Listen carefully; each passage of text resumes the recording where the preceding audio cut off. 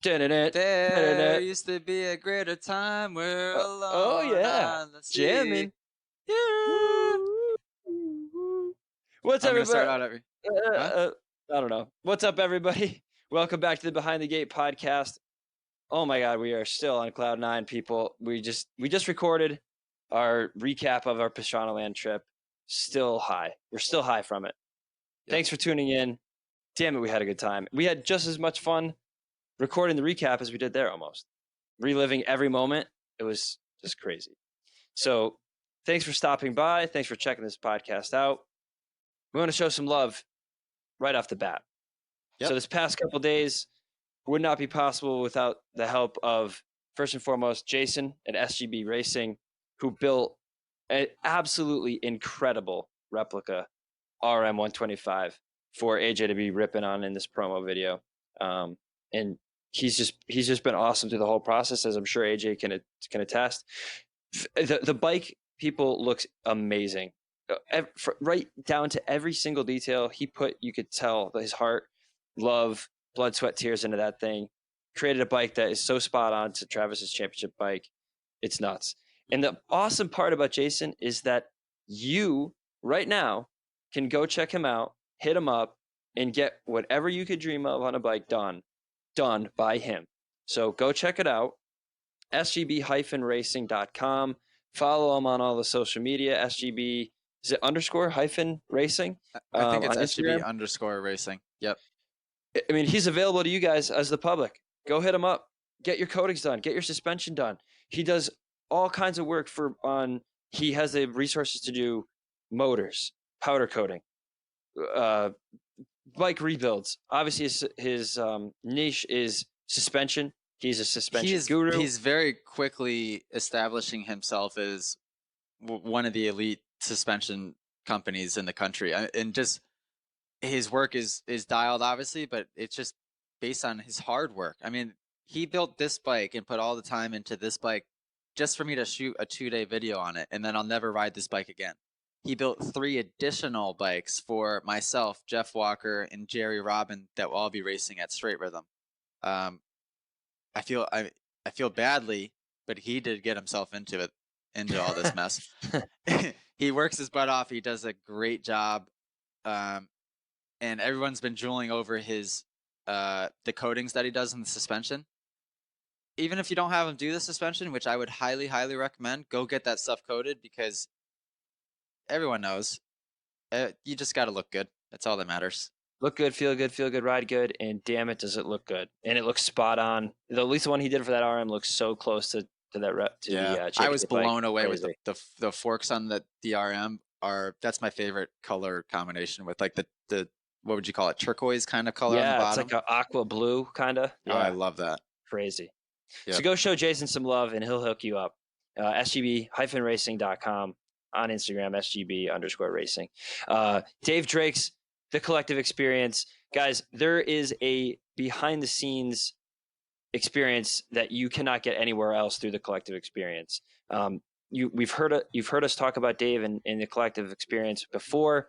It is a behind the scenes, total VIP fan experience program that he runs over there. And he has something really, really awesome that he did specifically for the Red Bull Straight Rhythm shoot at Pastranaland.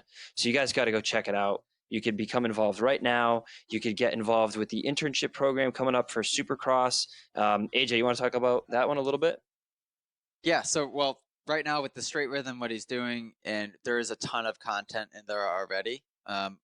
Go to thecollectivexp.com and you can get signed up, and then basically you'll just get approved for the Facebook page. You'll get a bunch of goodies, like always, that he'll give out, and then you'll be invited to this Facebook group, which has content that nobody else can see for another week. I mean, crazy, and actually, in fact, videos that no one will see ever. Behind the scenes stuff of myself and Travis chatting it up, him teaching me how to do certain things. Just really, really cool. It basically, you're going to feel like you were there. That's awesome. And then the internship program is dropping here shortly. I think Dave said in the next month or two. And that's last year we had an intern for every single round. You apply and shoot at some races. These guys were lined up with me on the gate, acting as my mechanic for the races. So you never know what you could get yourself into. But it's just basically that experience that you won't get anywhere else, and you're immersed into like you're part of the team. You're not just hanging out on the sidelines and getting an autograph. You're a part of the team. You're meeting people that you would never meet otherwise, and that's the key. We've had guys from this program go on to film for Feld, to be factory, satellite team mechanics, to go on and do all these awesome things, just from meeting the right connections, working hard, and it all started with them doing the experience. For So, sure. and Dave at the Collective Experience is one of our, well, I say three, but I always obviously count Jason SGB as being number one of our four big sponsors for Straight Rhythm. So shout out Dave at the Collective Experience. And if you've ever thought about doing any of the internships or behind the scenes stuff, guys, use the promo code behind the gate 19, get you 20% off with anything involving AJ. So go check him out, show him some love. One of the best dudes ever. And there's just so many other people, especially for this event. Definitely could not have pulled off such an amazing bike without Aaron at AGMX. The replica kit that he put together for this RM is not only super true to Travis's bike, but the care and the talent that went into adapting the sponsor logos to make it look like the bike from the early 2000s, it's just incredible the way he adapted it. So go check Aaron out. Extremely talented kid, and the graphics that he puts out are just dope. Go check him out, AGMX. And then last couple shout outs to two companies that this wouldn't be happening without. First of all, Overshare Advice and Planning, who is the title sponsor for myself for Red Bull Straight Rhythm. They're they're a wealth management firm based out of Texas, I believe. And Mike over there is super nice, super passionate about the sport. That's the cool thing, is I think everybody in our corner is so passionate. So Overshare Advice and Planning, and then we have Lap King. So Lap King is one of the main sponsors as well. It's basically it's a transponder unit. I don't think that's what they want it to be called. What would you call it, Bryce? It's a telemetry. Okay, I can never think of that darn word. I couldn't think of it last time. I knew that's the word you were thinking of. That goes on the top of your helmet, and it logs your lap time. So go, beat out your friends, beat out yourself, try to get the best lap time that's been done at that track. Super cool way to kind of keep things exciting, but also a good way if you're just at the track spinning laps by yourself to just log your own lap times. Not everybody has the opportunity to have a mechanic at the track with the pit board and stopwatch. So it's pretty awesome. You come off, the app is going through some updates as we speak. They might even be finished. So all that's going to be renovated and in tip-top shape. It was good before, and it's going to be great now. Just makes riding fun. Tyler Stepping and myself come off the track, and we're always going head-to-head with each other. So it's just a cool way to make things competitive. So and what's cool about it is you don't have to be a pro race team to make heads or tails of the data. Like it's just fun. Right. It gives you your essentials. It makes it really user friendly, and it makes for a fun social time. Right. So shout out to all these amazing companies: SGB Racing, AGMX, Overshare Advice and Planning, and Lap King, among many, many others. Those are the main guys making Straight Rhythm happen. But I'm lucky to be in the position I'm in. I have a good circle around me, so grateful for that. But I'd say we could stop yapping and let people listen to this whole podcast, guys, because it in my opinion, the most interesting part comes at the end. Don't skip right to the end. But it's pretty entertaining. If you want to live vicariously through us and get a breakdown of everything Pastranaland, this is your chance. So check it out. Hope you like it.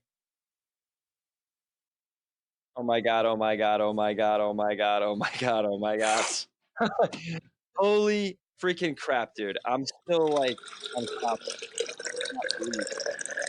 What are you freaking doing? I'm purposely pouring my water as close to the mic as I can. What an amazing intro. Thanks. I was gonna Love sing it. a song, but you started so quick I couldn't even get my voice warmed up. Hang on a second. Let me shut this dryer off. Oh my God. I was This kid I, kills me. I wasn't ready. Okay, now I'm ready. Well, we don't cut anything on this show, so that's gonna make it. Yep. Dude, real life sucks so bad right now. How was your drive home? Who cares? It was fine.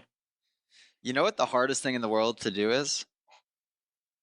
To go to Travis Pastrana's house and not be able to post a single thing. I know, man. I keep thinking that.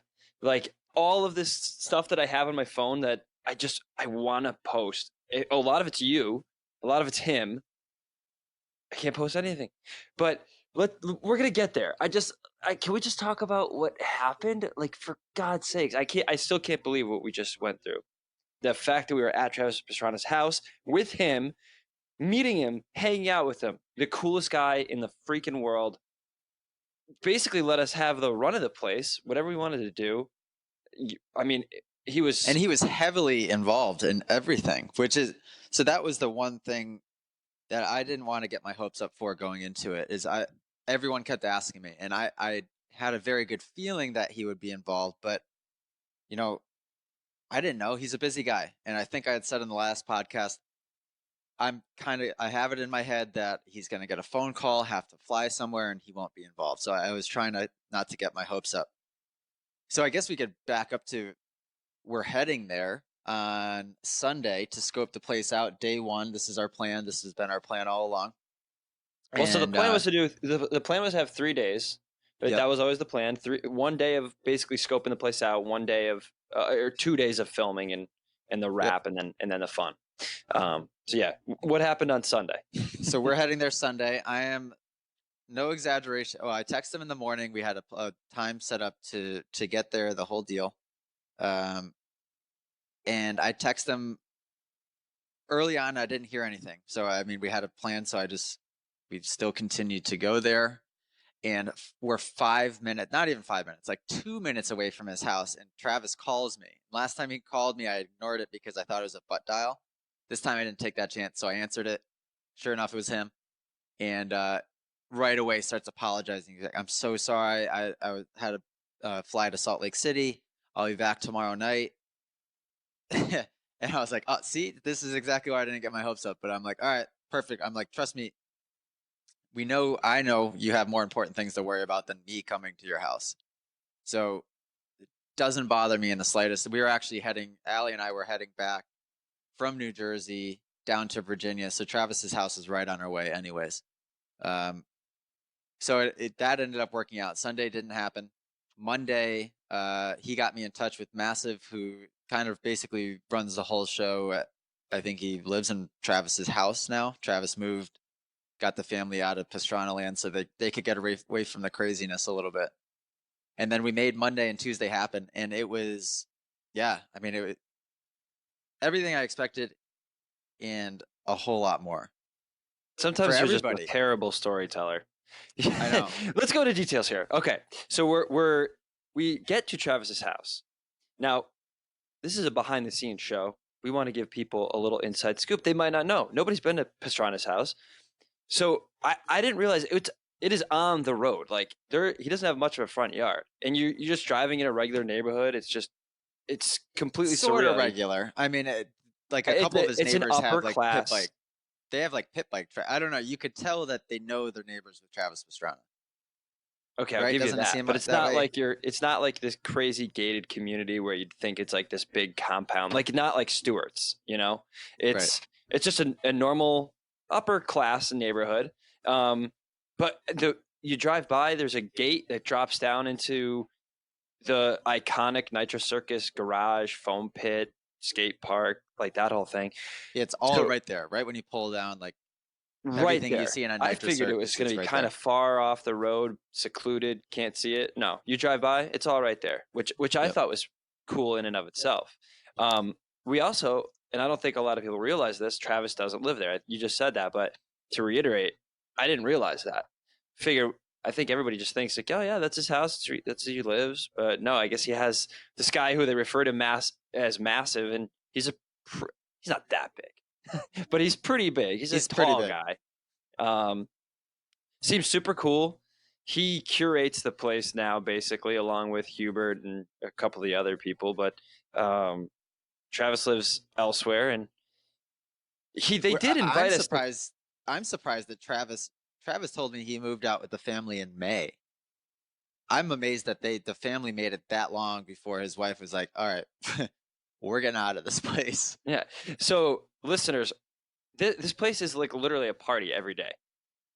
Not like a binger, but or a rager. It's just like there's always people there. It's in the 2.5 days that we were there. There's people going in and out all the time. There was some guys from. We'll get into all that. We'll get into the guys from Australia and all that stuff. But back to the story. You got to keep us on the rails because yeah, I know. I'm not just so much. I'm overwhelmed. I'm like a tornado. My brain is still spinning from even having been there. But yeah, so. We're in a caravan, basically. We have 3 cars. We're all meeting up. I drove with Jesse, the videographer. We had a 5-hour drive. Luke and Dave from Collective Experience drove from the Reston area, so they had an hour drive. We all converge right at the moment that we find out that we weren't going to be able to go. Actually, didn't they say we could go later on Sunday, but then we just decided it would have been easier to do everything on Monday. So the plan was to get the proof of concept. We had a mountain bike ride to do. Oh yeah, my gosh, forgot about that. I had so much fun on Monday and Tuesday that I completely forgot about the mountain bike ride, which is epic anyway. Can we go in chronological order? Can we talk about the mountain bike ride? Yeah, it's our show. We can do whatever the hell we want. How are your injuries? Pretty good. Pretty in that like the only time it's sore is when I really like bend my shoulder up. And it's just basically road rash. So get out of the shower last night. It's like oozy, get all moist. Can't sleep in the sheets because it'll ruin the sheets. So I throw on a like dark t-shirt that I don't care if it gets ruined. And it like in the night, my skin starts to heal around the t-shirt. And in the morning it's like ripping off a Band-Aid, but way worse because it's not supposed to happen that way. So, people listening, I am quite a proficient mountain biker. It was an accident that couldn't have been prevented. Multiple. So, no, it was just one. The other one was silly. That was because my clip didn't come out. Like I couldn't get my clip. No, you washed out twice. Although I nearly washed out 30 times. So I brought, for people listening wondering what's going on, I brought Bryce, Dave Drakes from the Collective Experience, and my cycling partner here, Luke, to Fountainhead, which is single track mountain bike place, about a half hour from my house. It's difficult. I mean, the whole loop, every time I go, I kind of underestimate how difficult it is to do the loop in its entirety.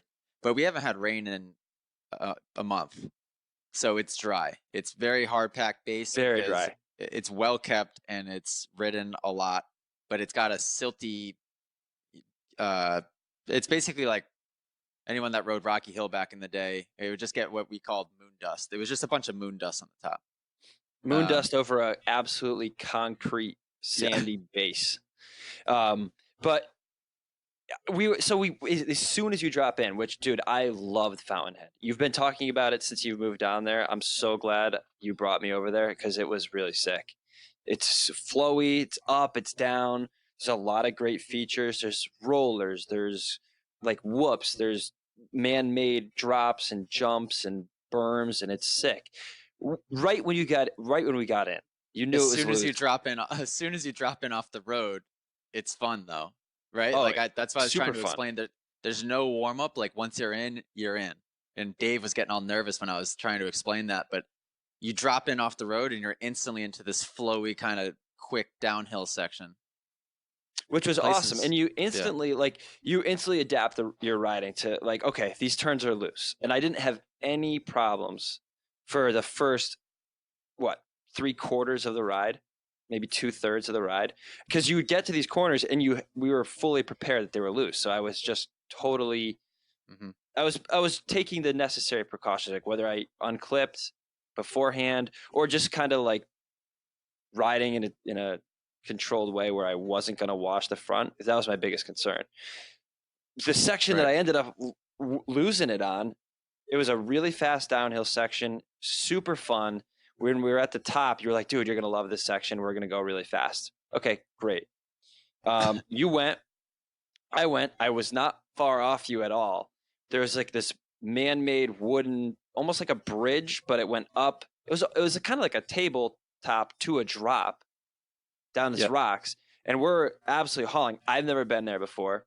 You can't really tell where the trail is going to go after the feature, and it was basically an abrupt right-hand turn, and there was like a little bit of a technical area, but it wasn't like I came over it and we were going at a pretty good clip, but there wasn't any real reason for me to be overly concerned because it didn't seem to be like that technical or loose of a turn. And like before you know it, I've just absolutely washed the front end out like crazy. And I was not on any brakes.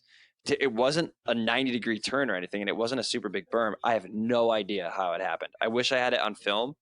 And it was funny because I was like, should I get the GoPro out right before this? Oh, yeah, like, right before you did say that. Like literally Well, right before. the hard part about riding those conditions for you and I and most people that mountain bike a lot is you're clipped in. So you're stuck in your pedals. So the most common crash, most likely, and definitely in conditions like that, but is washing your front end out. So in every turn, I was definitely pretty skeptical. You try to weight the outside pedal just like you'd weight the outside foot peg on a bike. I'm on a dirt bike. I'm not that good at it on a mountain bike.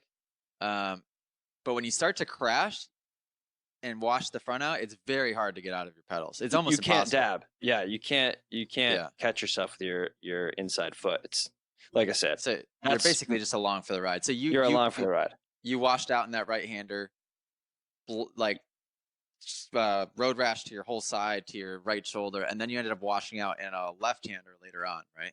Kind of but that was crash. Really slow, and it was weird because I kind of went on an offline off the trail to avoid the loose turn and ended up in leaves, and there must have been like a rut going across the leaves or something, and it was way slower and it was way stupider. That was just entirely a function of I could not get my freaking foot out to dab.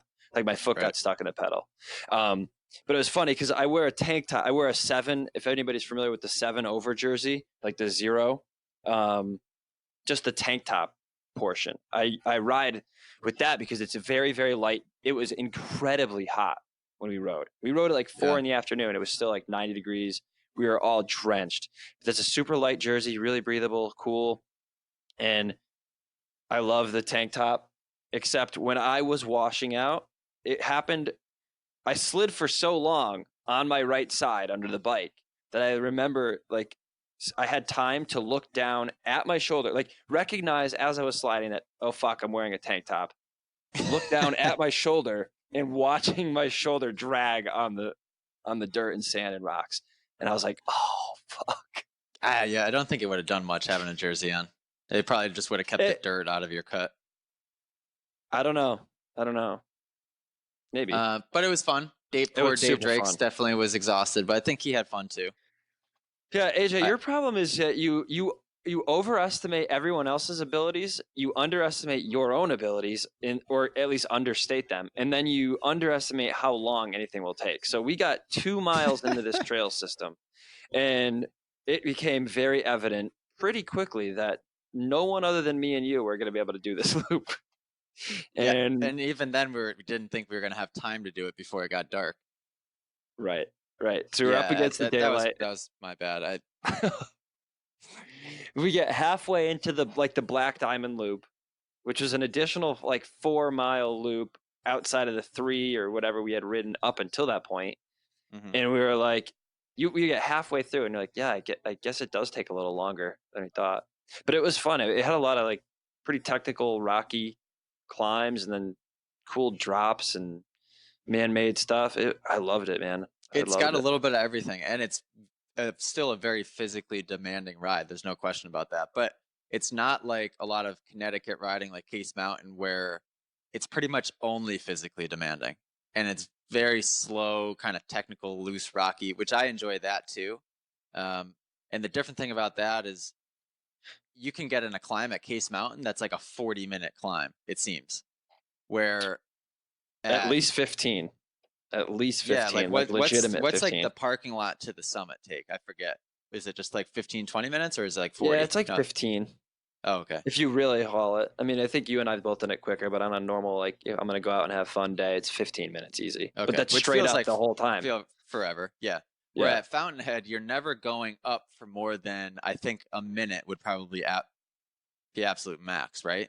Yeah, I would say so. And that was the most of it was like you'd come flowing down a trail, take a hard kind of bull turn, and then you'd be like a quick 15-20 second climb up, and then you're kind of into something flowy again. It just built really, really well. That's what I liked the most about it was it flowed really nice. Like for every pedal up, you earned it on the down, and it just seemed like it was pretty consistent. And it had some really fun.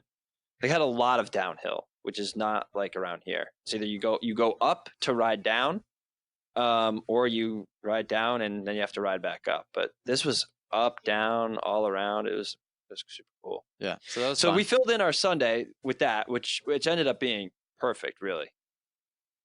And then what? Did we do anything else Sunday?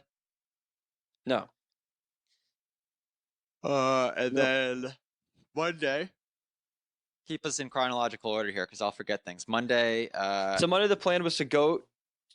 We knew that Travis wasn't going to be getting there till the later afternoon, but we figured we would get there and get the lay of the land because we had never been there. We didn't really know where the straight rhythm track was relative to anything. Turns out it's pretty far away from the house.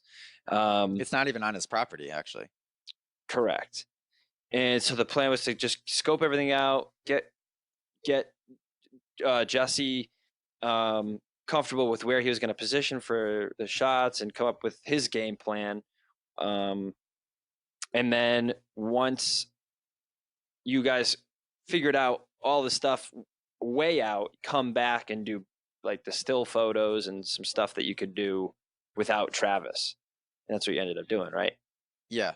Yeah, and that was the hard part is we all show up and the whole clan shows up and we're just so excited and I didn't want to ride. I just wanted to walk the property and go see everything. But we had our agenda laid out and filming takes forever, photos take forever. So we had a plan that we had to stick to. Like our still photos all had to be done before I dirtied everything up. We had some like B-roll shots of the bike, myself getting geared up, myself just kind of sitting there looking cool, all before I got dirtied up.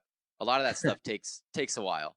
And then yeah, Jesse and I filmed as much as we could, which we cover. I think hold on, we do a good job of. Let's back up because we're talking about it as if everybody was there.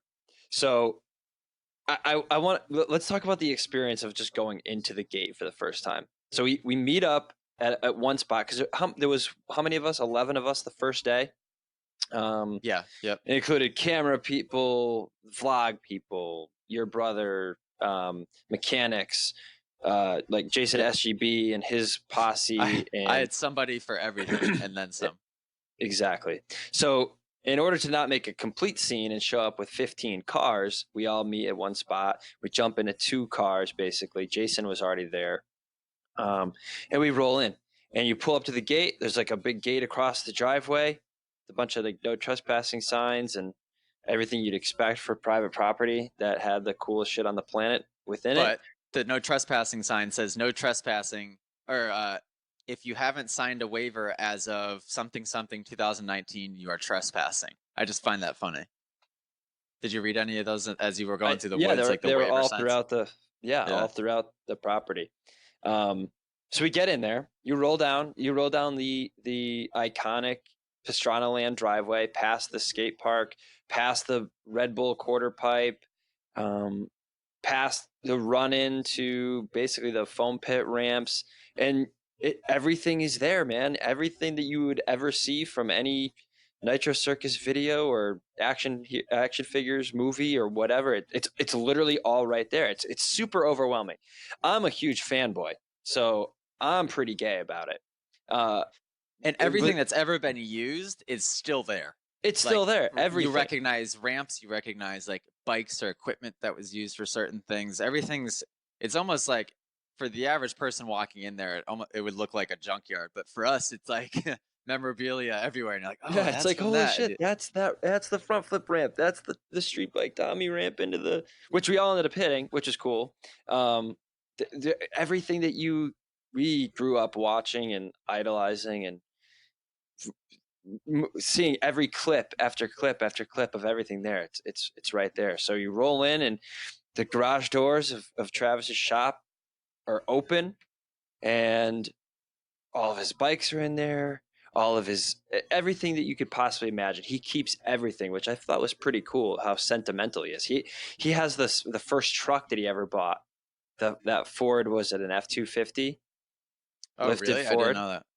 Oh yeah, because you didn't get to meet his mom. We got to meet his mom. You were out I missed that doing part. something That's right. stupid on a dirt bike, right? Mm-hmm. We roll in, and there's a bunch of people in his shop, and so we all come in, like 11 of us, and it's kind of like a socially weird thing. So you have this big group. There's people in there who we don't know, and they don't know us, but it's like an awkward, like, do we say hi? Do we? I wanted to introduce myself to everybody because I didn't want to just be that guy in the corner being like, oh, I'm here, but I don't know anyone. So Massive comes over. He tells us we have to sign a waiver. Everybody's signing the waiver. Yeah, which that was first thing on the list, which was I first thought thing on was the cool, list. right? Yeah, To sign absolutely. the Pastrana waiver, that right away kind of felt a little bit surreal.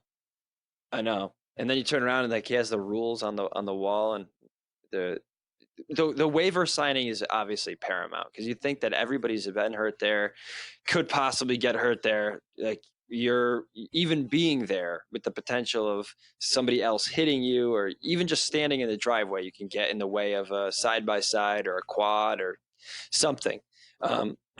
So sign the freaking waiver, and we all did that. And then it was like, all right, introduce yourself to everybody. So Greg Duffy was there. He's an FMX guy. I'm sure a lot of people do know who that is. He's double front flip. He just did the Captain Morgan front flip. He was one of the guys who did the I think he was the first one to do the tandem front flip, or side by side front flip with Pastrana way back in the day. Knack. Was it 1 foot As in like a year ago? No, that wasn't a year ago. A couple of years ago. It wasn't that long ago. Yeah, they did front flip knacks side by side. Right. So he was there with his bike. His fiance Laura was there, and she used to ride. She used to race. She was super cool. And there was a couple guys who honestly looked like they were special force military, and we're like, look at these dudes. They were freaking jacked, walking around shirtless, all tatted up, looked like total badasses. Like, okay, who the fuck are these guys? Well, it turns out one was J.O. Archer, FMX, and his brother Ryan flew in from brother. Yeah. Flew in from Australia. They'd been there for a couple weeks. He's practicing a trick that we're not allowed to talk about. I thought you were gonna say it. Okay, we can't say it. It's insane. We saw the setup of, and that's all we'll say. Yeah. Yep. So even that's the cool part about being on Pastranaland is like the amount of stuff that goes on. That was casually just going on as we were there. It wasn't like everyone was surrounding that as if it was the big event. That was just one of the things happening there, and it's like insane what he's doing. Right. And when we say we can't talk about it, we mean it. Like we were explicitly told there's no sharing of what he's doing here. So I'm sure it'll eventually come out. Obviously, he's been there for a couple weeks. He's hitting this ramp. And he's posted that he's there, so he can obviously share that he was there. But hey, man, when they tell you do not share anything that's happening, that they mean it. So yes, keep a lookout. With the modern I can't age wait. of social media, those guys rely on the secrecy because as soon as one thing gets out, like the whole surprise of it is ruined. So Yeah, and what he was saying was like the pressure that can be put on him if people start asking him about it. Like, what are you doing? Where are you at in the progress? Um, Oh, I could see that too. Yeah, because it's he said something that, that may never be landed. He may never land it. So right. yeah, it's probably better off the less people that know, the better. Yeah. And I don't think this is too sensitive, but I think it's part of the coolest part of the story was that like the ramps there. See, every ramp that you guys could think of is on this property. They're like stashed in the woods. If anybody remembers Sheehan's triple backflip up way back in the property, it's not Which set up is, still, but it's by the the way, ramp's still the there. biggest, steepest takeoff ramp you can ever imagine, ever. It's hard to even comprehend, and the landing to that even. It's yeah, it is. You guys It's see it on TV or on YouTube or whatever. You're like, holy shit, that's big. When you're standing at the base of it and you're looking up and like your neck hurts because you're looking, it's so freaking tall. It's like, how in God's name does anybody have the balls to hit this? when we It were just over there, Travis pointed to the top of the trees, and where one of the trees kind of forks out to the left, and he goes, "You see that tree up there?" And I was like, "Yeah." He goes, "Remember the video where I think Trevor Jacob, what something, forget his name. He hit the giant jump up into the airbag and almost fell to the right, but as he was in the air, he kicked off of the tree with his foot, and it helped him not fly off of the airbag." Most people probably know what I'm talking about, but he pointed way up. I'm talking it's 80 feet up there in a tree, and I'm like, "Holy cow, it's that high?" And he goes, "Yeah." Now picture 50 feet above that, way above the top of those trees. That's where Sheehan was when he did his triple backflip. oh my gosh, I was like, it's "Are so you sick. kidding me?"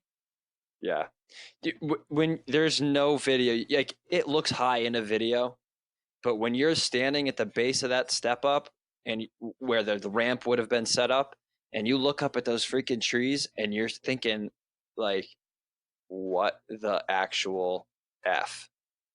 It's crazy. It's just crazy.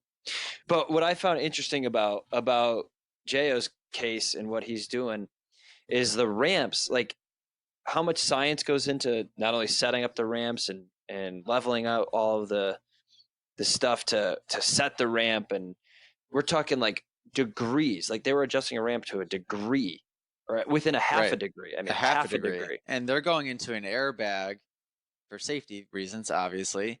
And even with that, they're lucky if they get 1 to 2 jumps a day at Right. most, right? Yeah, and I don't know how much we can or can't say. Yeah, that's, I don't want to go any more in depth than that, But yeah, that ramp let's just even say is like the is force that they're nuts. hitting these ramps is enough to like bend handlebars just from the G out, which I think is insane. But that's all we'll go into detail on that because I really don't want to get in trouble. Yeah. So Um, where do we want to go with this well, storytelling here? so the unveiling of the gear I think was really cool. To Travis or just period? No, period. So before Travis got there, we stick with the chronological order here. We start setting your bike up. It was the first time that we've all seen the bike in person, and it was more gorgeous than we could have ever imagined. Yeah, we got a couple pictures of it beforehand, and it looked amazing. Um, but just like usual, pictures did not do justice to Jason at SGB and everybody that put time and effort into. The crazy thing is that I was riding a Suzuki 125, like a 2003, whatever year it was, just for the 2 days for this shoot. And that's it. I'll never ride that bike again. That bike, we won't need that bike again. That's that. And the amount of work that went into this thing is unreal. So that thing gets pulled out of the trailer and everybody's drooling over it. It was pretty awesome. Very, very cool. And to be at Travis's house next to his other 199 bikes, like it was just the most crazy thing to see. Yeah, Um, I was nervous at that point. were you? Yeah. I wasn't nervous going into that day. And then as soon as the bike got pulled out and then somebody starts pulling my gear out, I'm like, "Oh, okay." And Travis wasn't even there yet, but I was like, "Oh, okay." Now it starts to just feel really real. Right, right. So at one point, you and Jesse and Mackenzie, you guys jump in side by sides and quads, and you go off and you do your thing to scope out where you're going to be. So why don't you tell everybody like what you were thinking and experiencing when you just first went out there? Yeah, so we drove out there on a side by side in a quad and got a little lay of the land just to do what we were going to do on Sunday, which was just scout out, come up with a little bit of a game plan. And again, that's the first time that I start seeing everything that you're recognizing from Nitro Circus movies, and you're going by everything that you know. And then we pull up to the straight rhythm track that Hubert built, which, by the way, is way more legit than it looks on Travis's Instagram posts. It's so hard to explain things because you see videos and they seem so simple and so small, and then you see it in person, and everything's so much more intimidating. So then I got even more nervous because we get out there and I see the straight rhythm track. I'm like, oh, this is the real deal. This is absolutely to scale what we raced on last year, which is no joke. I mean, it's hard to go out there and even double your way through it, especially on a 125. Never mind start hitting the rhythms at speed. And then when we came back, we realized that we missed meeting Travis's mom, right? Because when we were gone, that's when you guys met her, which I was, Yep. I was bummed about that. Yeah, man, it's so cool. She just came down the driveway, parked her car, got her dogs out of the car, walked down to the garage, and I actually told her when I introduced myself to her, I was like, it's so crazy to finally meet you because all I can ever think of is them panning the camera to you when Travis is about to do something, and your hands are like covering your face, and you're absolutely terrified. And she had a laugh, and she was like, yeah, I earned every wrinkle. Travis keeps promising me a facelift. And yeah, so we were just talking about how scared she got over everything, but she was super nice. I think the overall theme of everybody there was everyone was so nice. They never once acted like, oh, who are I'm nobody, you know? Like I'm just a guy who was there with you basically, adding support wherever I could. But I'm not famous. I don't have any extraordinary skills. Like I'm just a guy, but she came up. Everyone was just so nice, pleasant, made conversation. They're normal people at the end of the day. And they don't seem jaded or anything. They're just super nice. So yeah, well, I think maybe this is just a quick theory. They're just so used to everybody rolling in there, every big name person you can imagine, that probably doesn't become a thing for them anymore. It's just a nice person and just a nice person, and Travis and the whole family are just good people. Yeah. So I don't think it matters to them at all who the heck you are. You could be Brad Pitt or you could be Bryce Rankovich, and I don't think they care. Well, actually, she asked me, is that the bike you're going to be riding? She thought it was you. Yeah, I was wearing that's the AJ. See what I mean? Like, yeah. Although I guess we could be mistaken. Or we have similar facial structures. Although I'm way better looking. No, we do not. I have much better hair. That's all I know. 100%. So I did some riding by myself, filmed all of my solo stuff. So we have a plan for this video, which I can't freaking wait, by the way. I think the vision we have for it and the way Jesse films is so cinematic. It's going to look next level. It's so different and unique from any other type of moto video. It's almost more a little bit in line with like the way mountain bike or snowboard videos have gone, where they're just more cinematic. I think that's kind of what we did last year a little bit with the James Stewart one, and what we're going to even way more so do this year for this one. And that was our biggest fear going into this. Was last year, scenery wise, nothing can compare. I don't think. I mean, unless you're in the Swiss Alps or something. Yeah. Mm-hmm. And that was our fear with this, is like, Travis's house is kind of in the woods. We didn't think we had much track to work with, but we quickly realized that there was ways to work around that. And I think Jesse's going to make it look unreal no matter what. So did he send you any of the drone footage? No, but I saw one quick clip where he showed me it on the camera, and it wasn't even me doing anything spectacular, but it looked really, really cool. I saw some of the drone footage last night. He pulled up his computer in the car. Dude, oh, this video is going to be so sick. And I think people are going to be absolutely blown away with how legit it is. Because I think you more than anybody, you never expected Travis to be as involved as he was. You figured you're going to, yeah, he was letting you use his house. Maybe he'd make a cameo, whatever. But I mean, his plan all along was to be riding with you. He's as much in this video as you are. Right. And I didn't know. And he probably had this idea in his head, obviously, because he put it on his calendar and he knew he was going to dedicate his time to us. I didn't really know that. And I didn't want to ask him or bother him any more than I had to.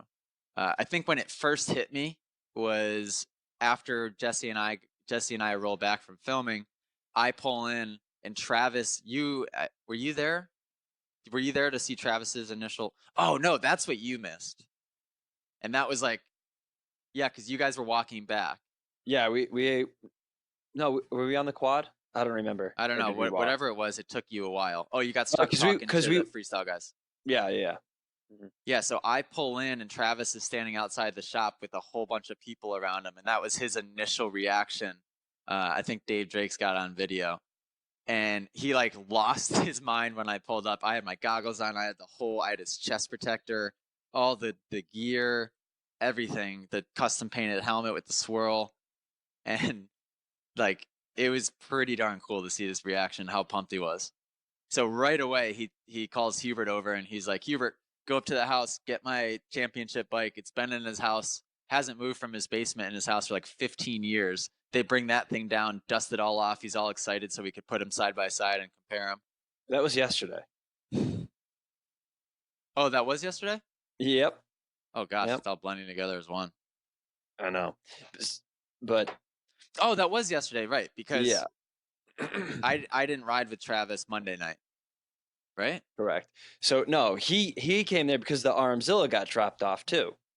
So when he came...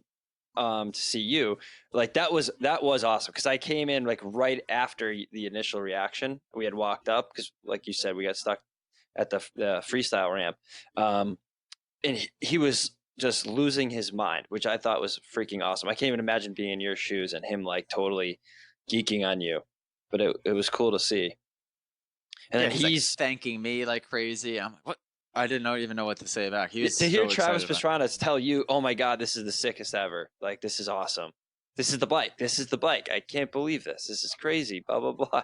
Like I was like, "Damn, this is so legit." Pretty awesome. He texted me today and he said, "Honored to have you running the 199." I was like, "Okay, that's dope. Awesome." That's dope. Okay, so that was Tuesday though. So Monday I got done riding at like 5 and Travis showed up at like 5:15 right after I got done riding. The RMZilla, the 500 from got dropped off by Ian, our motor builder, who's doing my motors for Straight Rhythm as well. And Travis went out and just rode it for like 10-20 minutes, if that, right? Yeah, he went out to just kind of see where it was because it just got rebuilt, right? Did you already say that? Yeah. He just wanted to test it. Comes back, he's like, "I need more grip tape. This thing is slippery as hell." Oh, right. That was that was the first thing he did. Which is funny because I have the same exact issue. Like I am OCD when it comes to if I for a second think somebody sprayed SC1 or something on anywhere near my shroud, I will know. So Travis comes back and he's putting grip tape all over the side number plate, all down the frame, all over the place. There's grip tape everywhere, and it's not like this is not ordinary grip tape. This is it's like skateboard. No. It is way beyond aggressive. Skateboard. Did you feel it? So me and Dave were over by it yesterday, and I just happened to run my hand across it. It is like razor blades, dude. It is so grippy. I could not believe it. I think Luke was over there too. We're like, holy shit. And even compared to this other bike that was sitting right next to it, it was crazy. But I mean, the RM500 is just so powerful. He needs every ounce of grip. Right. And you got to imagine that's important for freestyle because things need to be where they need to be. Like when you're Right. hanging onto the bike upside down and stuff like that, you've got to be gripping onto it. Yeah, and he comes back, and so he takes the bike out. He just kind of rips it. He comes back and he tells us he warmed up by doing a backflip over on the freestyle ramp, and Oh that's how yeah, he he's did. like, That's how he determined that it was running a little rich. So he told Ian, "Oh yeah, you lean it out a little bit. I just went to go do a backflip or whatever." He's like, "Oh yeah, that's Travis's warm up." He gets off a plane. He drives over here on his like, what is it, an Indian bagger, huge yeah, bike. Goes out like just completely casually, throws a backflip 75 foot, comes back, it's a little rich, goes out again, rips it. But it's, it's Travis. Like he comes in and it's everything you'd think Travis would be. He's like kind of all over the place, super high energy. Like hmm you could tell his brain is working way faster than his mouth can move. And he swears like a sailor, which I was like, oh, yeah. this is awesome. Fits in. I fit in perfectly here. Um, With it's cool to like see these people as normal people. I think that's one of the big things that I hmm take away from meeting any of these guys is they're just normal people. And yeah, they're in movies, and yeah, they're famous, but they're super cool to hang out with. So that was Monday, and then what? We all went. That was it, right? We went to eat as a group and called it a night, That's it. right? Yep. How do you And not remember then this? dude, I can't remember anything. And then Tuesday, I don't even know what I was doing out there then. Just Well, doing my so morning warm up, hold on a or second. Hold on a second. So like walk people through it, because this is the first time you've seen the bike, the first time you've ridden it. You did do your solo. We all went out to the straight rhythm track after you guys scoped it out before Travis came back. We all went out and we got your solo riding shots. So you had a chance to hit the straight rhythm track by yourself. You rode a little bit of the wood section, or the outdoor track section that cuts through the woods. So tell everybody like what your first impression of the bike was. How it felt, how the track felt, the scenery. Give them what they the want. scenery. Well, thank you for keeping me on the rails here because my mind is all over the place. It's good. The motor's strong for 125, but no 125 motor is really that strong. So especially when you're coming off of a 450, that's the hard part. Is it's such an adjustment, and it's not a modern bike. So riding a 2003 Suzuki feels like you're riding a 2003, no matter how cool the thing is done up, no matter how polished that motor is. Just the ergonomics, the way it works, it feels old. And I had the same issue last year, like trying to do whips or scrubs kind of on an older bike. It didn't quite feel the same. Just something felt a little weird. Um, so it took me some getting used to. I mean, the outdoor track cutting through the woods kind of had big jumps everywhere. It was crazy hard pack and dry because I haven't had rain in forever. So I'm trying to ride all that with supercross suspension. Right away, I just feel out of my element. Luckily, Travis wasn't there yet because this was earlier Monday, the first time I did touch the bike. But still, I have 11 of my crew. I have 4 or 5 the Pastrana crew just hanging out watching, and I'm trying to get warmed up, feeling like a total moron on this bike. But I have enough experience to know like that's a normal feeling to feel that bad. Not only am I not warmed up for the day, I'm trying to get used to a 125 instead of a 450. It's a bike I've never ridden, at a track I've never ridden, on brand new suspension. So that's got to even work in a little bit. All of these factors. So when that, I do the first lap, second lap, in my head, I'm like, this sucks. I just want to take my gear off and be done. In I just have fact, to, after I think the second lap, you came by the rhythm section and you're like, I'm gonna freaking kill myself on this thing. yeah. Yeah, because when I first started riding it too, it was running a little rich. So there was, I think, rich. Yeah. So like off the bottom, if you weren't completely wide open, there was a bit of a sputter, and it was kind of doing this the whole time because we didn't play with jetting. But the harder I rode it, the less that was an issue.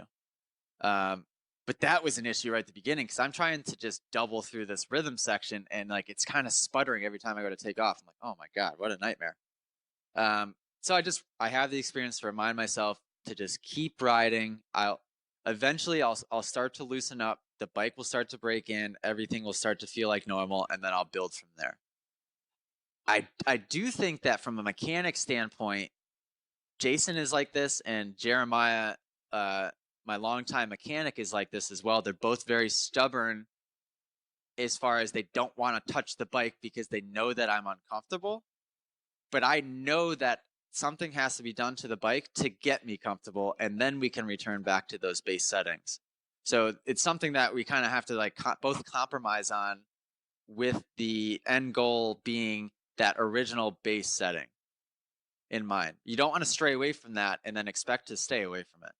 You want to start soft, or whatever the case may be, to get me comfortable, even if it's a setting that we know is wrong, to just get me riding, and then we can slowly stiffen it back up. So I pulled in, Jason went crazy soft with it so that I could just at least get around the track. And then I think as I started riding again, slowly just made it a little bit stiffer and stiffer. I will say though that thank God I had that little bit of time before Travis got there, because by the time Travis was actually out there on the bike with me, we were down to business, and like You got after it right away, yeah. Oh, it would have been a nightmare. If I hadn't got warmed up before that, I would have probably either crashed or just embarrassed myself, because I was thrown into having to do things that were making me very, very nervous. And thankfully I had 4 or 5 hours of like a hard riding and warm up time before that. And you're not going to say no to Travis when he tells you to do something. No, and that was the thing, is I'm obviously an overthinker when it comes to not normal life, because I'm the opposite of that, normal life, but when it comes to riding a dirt bike, I'm a thinker, too much so. And I have a lot of skill, obviously, but that doesn't matter when like you have that hesitation. That makes things become dangerous. But anytime Travis told me to do something, I just did it. So now I understand why people get themselves in situations at his house or in the Nitro Circus where they're just doing these insane things. Because I don't want to skip too far ahead here talking about things, but when he said to just go hit the freestyle ramp on the 125, I didn't even hesitate for a second. I said, all right, I'll just follow you. And I hit it right away. I looked at the landing for a split second. I barely even knew what was on the other side of the takeoff ramp. And I just followed his speed, and it worked out perfect because I just kind of had trust in him that he had the trust in me to just do it. Yeah, it was a weird feeling, because when the day ended, I'm like, whoa, it was like a whirlwind of all these crazy things that I did. And I was just and you didn't look out of place at all almost. once. You did not look uncomfortable or unnatural one time, which was good that you had the first day warm up, because when Travis got there and you started doing your thing yesterday, Tuesday, it looked like you were a pro. Yeah, if anything, he was making more mistakes than I was, especially in the straight rhythm section, which was fun. It wasn't funny because he has injuries that like I was nervous for him. Like I didn't want him to get hurt. But he was like clipping rhythms, and then he was overshooting the finish line almost every time, which is understandable, being as he was on the 500 just trying to like control the thing. It is every single person that was on the side of that track watching you guys said the exact same thing we were all talking about at some point. It was how little throttle that he gave that bike and was just freaking launching. It didn't sound like he was barely on the gas ever. Like, and it sounded so weird next to me. Like it's a sound I've never heard on the track right beside me. And for a lot of the footage, we were riding the straight rhythm course side by side, and this isn't like regulation length. This thing is super, super narrow. It's essentially the width of one lane in straight rhythm. It's pretty fair to say that it's the width of just one lane. Right. Yeah, it's narrow. So, and Travis is doing a different rhythm on the 500 than I'm doing on the 125. So we kind of synced up to where I would enter a bike length or two before him, and then by 2 jumps in, we would be dead even. And I'm riding the far right-hand side of the track. He's riding the far left-hand, and we're still almost skimming handlebars. But as I'm jumping, he's landing. As he's jumping, and we're kind of doing that back and forth on alternate rhythm type deal. That made me nervous for sure, because all it took was like jumping a little far into it, one of the G outs, and then when you do that, it kind of will deflect your suspension one way or the other, and you can't really control what that does. So I was just trying to be so particular with where I was landing in the pocket of the jumps just to make sure I kept that thing straight. But the bike sounded pretty insane as he would like jump over my head or land next to me. It was just a really weird, throaty like sound. Guys, the bike on video sounds pretty badass. It is insane sounding in real life. For not only is it the most insanely loud two-stroke that I've ever heard in my life, it just has like such a unique growl, and it like you could not hear AJ's bike next to it. I'll put it to you that way. Not I couldn't hear like when my you bike. guys were when you guys were actually on the rhythm, like all you heard was his, and he was barely on the gas. Like every once in a while when you guys were doing a little bit of a different rhythm, you would hear yours like rev in the air or whatever, or before a landing, like what, but all you heard was wah wah wah of his, and it was so loud and awesome. I think that's going to be a good race between him and Bowers, because after seeing Travis ride, like he's no joke. He can ride that 500 like it's a 250, and so can Tyler though. Yeah, I think that's going to be a good race between those two. What I thought was really awesome about where were we?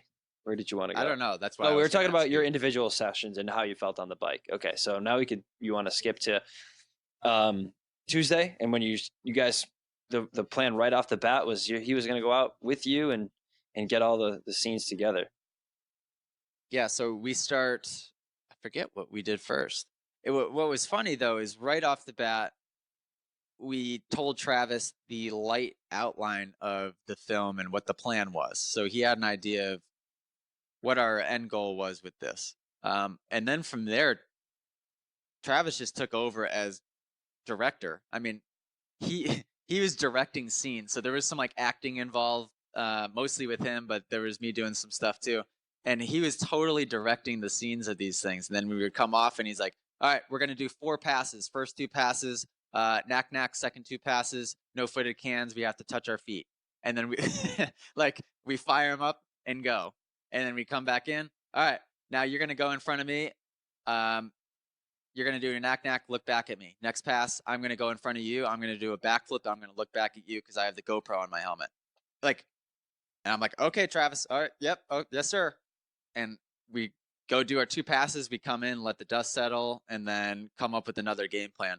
We got a lot accomplished in a pretty short amount of time on Tuesday. Even though it did feel like a long day, I think, how long were we out there filming together? 2 or 3 hours at most?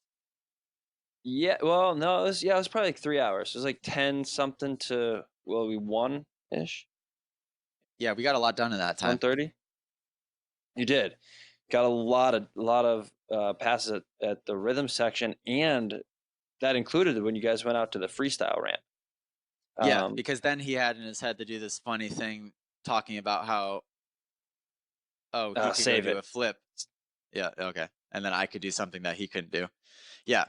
So I only did probably 6 or 7 jumps in the freestyle ramp, because then we were doing knack knacks back to back over the freestyle ramp, and he came up not crazy short, but pretty short, and it looked like a hard landing, and then he pointed at his wrist and rode back to the shop. So I was like, oh no, here we go. So I forget who I picked up, and then headed back, and he's just delicate now. I mean, I'm delicate too, for sure, but he's very, very delicate. He's just something in his wrist. He has like strained something that, yeah. I mean, it's amazing he can still do what he does with all the injuries he's had. I know. Listen to his laundry list. It's pretty bad. He's still pretty flexible too. Like when I was looking at some pictures that Luke was sending me today, and the extension he has on the tricks that we're doing side by side, he's doing all of them way better than I'm doing them. Way better. Way better. No, but it was. I thought it was really cool too. I mean, you could tell he's very, very savvy when it comes to like how things should look and what it takes. Like when you were out, I won't give away any of the scene, but when you were out in the very beginning and he's in the garage, he was kind of making jokes about, oh yeah, the cameraman's going to tell you to do this. No, don't do that. Or he has a really good sense of what needs to happen and how it needs to look. And he was the one who, like you said, took over the direction of a lot of it, which I thought was awesome. Which is good because he's coming up with some good ideas, and like you just said, he knows what's going to look good and what's not. And there's certain things that in the moment seemed very corny, but as like in the final product, it's going to look really funny or really cool. Right. Like he just knew exactly what to do and when to do it. And he was directing people, but in a nice way, where I think sometimes when I do it, were you in the car with me on the drive home? That I think was after the first day, and I kept saying how I didn't think I was a nice enough person after meeting him. Mm-hmm. Yep. Yeah, I had a couple moments where, like, I'm trying to think of the specific. Oh, I know what it was. I was coming through the rhythm section, and I was taking only the right side, which was an alternate rhythm on the tabletops, where I would actually jump over them and not skim across the tops because the Suzuki wasn't fast enough to do that.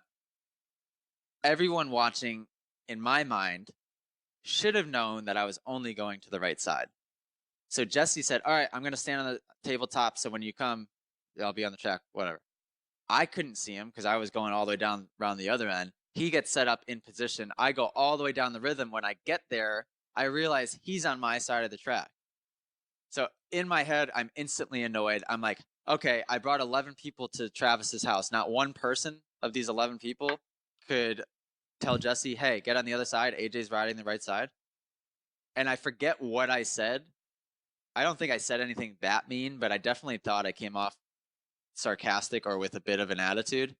And then after meeting Travis and seeing the way that he acts, or being surrounded by people constantly and always having people tug at him, and he must have little things like that happen all the time, I was like, man, if Travis landed on Jesse because Jesse was on the wrong side of the track, as long as Jesse was okay, I don't think Travis would care. He would just laugh it off. That's just the type of person he is. Mm-hmm. I was like, I need to be more like that. Have. Yeah, it is. It's a good mentality to have, but it's almost non-replicatable, and that's why that's why he is who he is. Like there's nobody else like him, but he is. I mean, every time that we went to say thank you, or we said it multiple times to him, thank you for your hospitality. He goes to me, he goes, oh man, it's not hospitality. This is what we do here. And I was like, yeah, but you don't understand it. This is not normal for any of us, Yeah.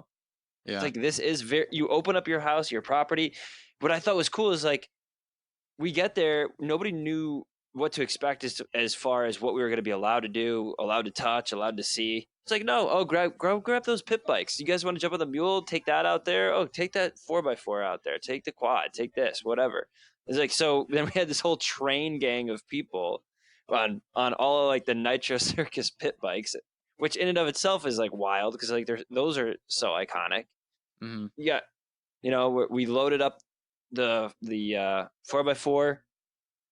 We had Dave on the front, Luke and Jesse on the back. I was driving. That was wild. Almost killed all of us. But it's pretty decent hike out to where the straight rhythm track is from the garage. It's not crazy far. Like Laura said, it was a 40-minute walk. She said 40 minutes? Yeah, she's like, I would you guys got to take some, like, pit bikes out there. It's too long to walk. And we're like, well, how long? She's like, honestly, it's like 40 minutes. And we're like, what?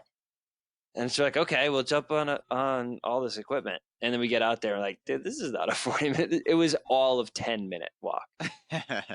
So I told her that. And she's like, no. I'm like, yes, it's only 10 minutes. So, but yeah, I mean, it is a decent hike with all the gear and stuff like that. But it was cool. Like, sure. they just let us jump on whatever and take whatever, and very, very chill. Nothing like I expected, but somehow everything I expected. Right. I know. I didn't want to expect it because I didn't want to get my hopes up. But, like, in an ideal world, that's exactly what you would have imagined it to be. 100%. 100%. So let's. I got to go on a road bike ride. So let's talk. No, we need to talk about. Yes, not our backflips yet. I want to talk about his backflip in the middle of your rhythm lane. Or okay. Not anything giveaway for the film, but he's just like, oh, I'm gonna backflip that finish line jump. What is equivalent to what's going to be the finish line jump at straight rhythm. Yep. And Just he's like, shorter in distance, which is more difficult for him. well, it's funny. I won't give too much away, but he posted the video of him doing the backflip yesterday. Did you see that video? Yeah. Can I say which bike that was on? Or is that what you were going to avoid saying? Yeah, no. This is what I was going to exactly say. Because Chad Reed, did you see Chad Reed's comment? Yeah. He goes, yeah, it doesn't sound like a 500. And then some stupid idiot kid's like, yes, it does. I'm like, well, guess what? It was an idiot. I was standing there. Yeah. So Travis didn't want to do it in the 500 because it was too short a distance. He didn't think he could go that slow. Yeah. So what he did is he had Hubert go out and face up the takeoff, which scared the crap out of me because he turned this takeoff into a freestyle ramp, but steeper. But I was okay with it, I guess. I hit it. I will say, other than my first backflip attempt, I was very proud of everything I did and the commitment I had throughout the day. I hit that right away, but then he's like, oh, that's too hard of a landing, which it was. So he had Hubert go out and build up the landing. So he turns this landing into like a spine, straight up and down. Looking. It really was crazy looking. Yeah, now I'm like, oh, Jesus, here we go. Okay. It was basically a supercross double built on top of a tabletop. That's what it looked like.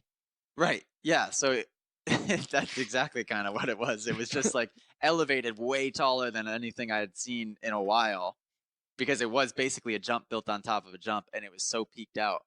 But I hit that right away, no hesitation, cleared it perfect, and it was the right call because once we started hitting that, the landing was very, very smooth. But he goes out and just he gets the 250 and does a couple practice runs at it, backflips it, no problem. Then we start doing passes together. I've ridden behind somebody doing a backflip before, but I will say it's different on the dirt because the dirt pitch is less consistent. And depending on where you take off, it can shoot you a little bit different. Where the freestyle ramp, you could follow basically right on somebody's tire. And for the most part, it's going to shoot you the same pitch the same way. So you could be confident that you're going to jump it behind somebody and stay the same distance behind them in the air.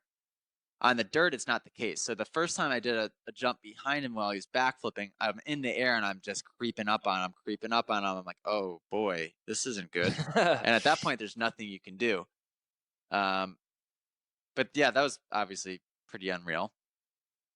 And Did then you ever we in your got life into think my you'd be favorite part of the day. ever in your no. life think? Yeah. God, no. Travis, I mean, my dad was, I think, more excited than me. I was sending him pictures when it was all said and done, and he just couldn't believe it. He was all worked up, all excited. But my favorite part of the day, man, was backflip time into the foam pit. I just thought that was an absolute blast.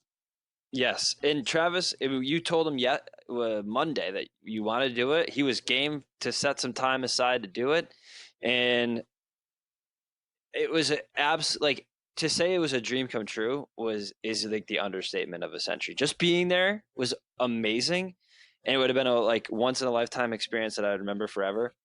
But to be invited to backflip into his foam pit with him there as our instructor was the craziest. I don't know how I'll ever top that in my life. Yeah, that was pretty crazy and pretty terrifying, not gonna lie. So first thing on the backflip agenda was me, and he wanted to teach me how to backflip. So first thing was first, he wanted me to hop on. He pulls the lid off the iconic foam pit, and he pulls out a brand new, which I didn't know at the time, brand new 110 that he got last week. Which I didn't like the idea of right away, but in hindsight, it was definitely a good idea. And he's like, I wanted to do it on the... You were skeptical about doing it on a pit bike instead of a big bike. I wanted to do it on a big bike right away, only because I thought the leverage I would have on a small little bike would feel really uncomfortable. And he's like, no, absolutely, do not do that. No, you're doing it on a pit bike. No, I don't even think I told him what I wanted to do. Because I didn't want to question his advice. I wanted to listen to what he was saying and just try to do it. So he gets me on the pit bike. I have it all on video, which I wish I could share with everybody right now, but you're wearing your stupid gear that has to be revealed in a special way, and I can't share any of it. I have a 5-minute video of him do the first set of instruction, and then a video of him doing the second set of instruction. And you're like, "Is pit bike? You sure you're the pit bike?" And he's like, "Yeah, absolutely, 100%. Like, you're not doing it on a big bike." Oh, I was so nervous. And so he tells me to stand up on it. He's holding the bars so I can Hold on. balance. I want you to tell this part of the story, but I need to let everybody know, like, AJ was when it became back when it was very Could you evident tell I that was it was, nervous? dude, we all could, and it was absolutely hilarious. Like, he's like, backflips. Now that's Travis saying backflip time. As soon as he started to say backflips, you were leaning on his, pretty sure you were leaning on his 250 in the garage, and your facial expression went completely blank, absolutely blank. We were all pointing at each other like, dude, look at this kid's face right now, dead serious. You were like staring in, like, at him or into space. You started pacing a little bit. Like, we could definitely tell you were wigged out. Yeah, because I do remember walking over and somebody made a comment. Zach did. That I seemed oddly quiet. Yeah. And I was like, oh, really? Is that noticeable? Oh, it was very noticeable. Dude, I was freaking out because and Travis made a really good point about this too. He goes, I'll bet $1 that you don't commit to it the first time. I don't know if he told that to me beforehand, but he bet $1 that Mackenzie would commit to it the first time, and that most of my buddies, you included, would commit to it the first time because your overall experience on a dirt bike was minimal compared to mine, and your guys' fear just seemed less. So he thought that you would hold on and commit, which is really, that's ultimately all it ended up being. For me, dude, think about how many times in my life I've hit a dirt bike jump and instinctively do the same thing to keep the bike level. That's my job. I hit a jump and I try to get the bike level. Hit a jump, try to get the bike level. So this is erasing everything I've ever known in my entire head, which ultimately it did only take 2 or 3 times off the ramp to get past that crazy feeling. And then I was like, oh, okay, now I understand.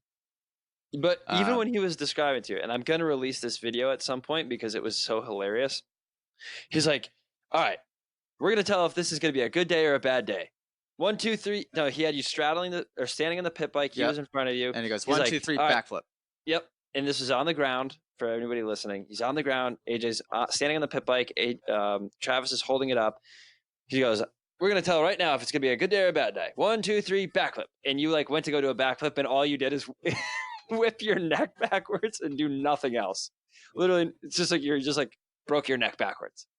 And he like looked at you, was like, okay, you didn't transfer any weight backward, so we're gonna try that again. 1, 2, 3, backflip.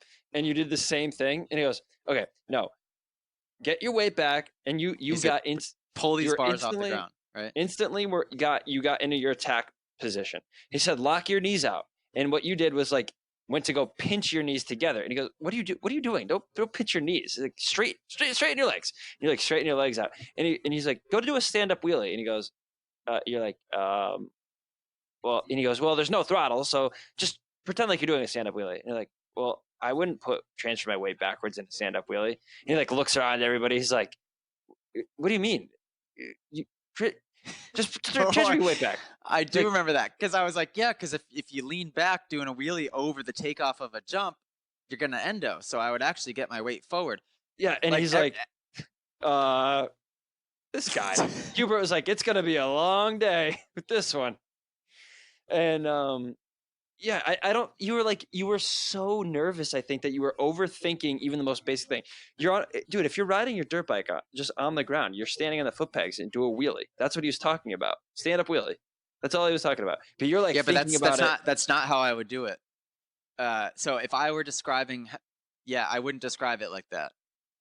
Okay. Oh, maybe I would describe it like that to somebody that doesn't know how to ride, but somebody of my skill level. That's not how I would do a stand-up wheelie. So if you're just driving your bike on the road, you would just entirely rely on throttle. Yeah, I would get my weight forward and rely on clutch and throttle, but mostly clutch. Because, yeah, there's almost never a time where I lean completely back.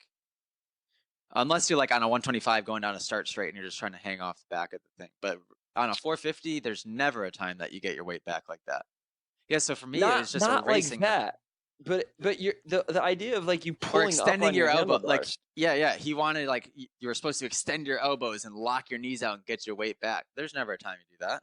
There's never a time you extend your elbows to full lockout. Yeah, what he wanted you to do was try to pull the front wheel off the ground. That's all he Yeah. wanted you to do. Right. Yeah, eventually you got it, and he was like, Well, "Yeah, that's it. yeah. That's a backflip. Yeah, That's a because perfect back." in my head, I'm like, I'm gonna listen to Travis's advice and just try to take it as literally as possible, and I'm gonna just.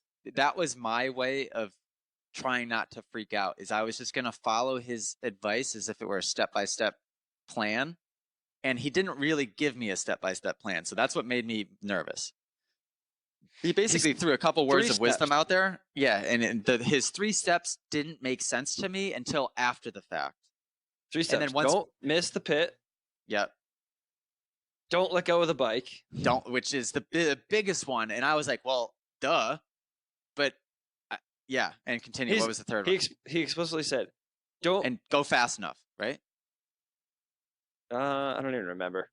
Hold on, want me to play it? Want to play the clip? Yeah, if you could pull it up quietly, and I'll just continue the story. Does that work? I have it right here.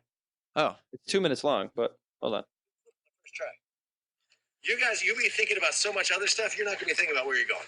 Okay. So I'm going to recommend that you come all the way out, touch this dirt right here. Yep.